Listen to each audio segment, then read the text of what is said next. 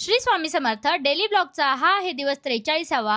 निवृत्ती महाराजांनी जे म्हटलंय ते आमच्या बाबतीत खरं ठरतंय. रोज उठलं की नवीन लफडं मागे लागतंय. आता ते व्हिडिओच्या शेवटी तुम्हाला समजेलच. रोजच्या प्रमाणे सकाळचा नाश्ता उरकला आणि आज शॉपवर चांगलीच गर्दी होती आणि त्यातून पण थोडा वेळ आराम करतच होतो तर मिसळसाठी कस्टमर चालू झाले. मग काय मिसळ लवकर संपली त्यामुळे लगेच पुन्हा बनवावी लागली.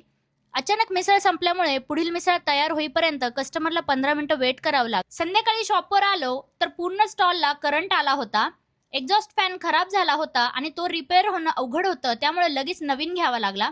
आता त्याचं इन्स्टॉलेशन होईपर्यंत टाइम लागत होता, त्यामुळे कस्टमरला सुद्धा वेट करावं लागत होतं. आणि आज संध्याकाळी सुद्धा पिझ्झासाठी छान रिस्पॉन्स मिळाला.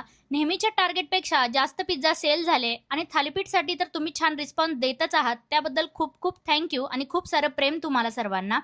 तुम्ही सुद्धा मिसळ, पिझ्झा, थालीपीठ खायला नक्की या किंवा झोमॅटोवरून सुद्धा ऑर्डर करू शकता. त्यासाठीची लिंक मी बायोमध्ये दिलेली आहे.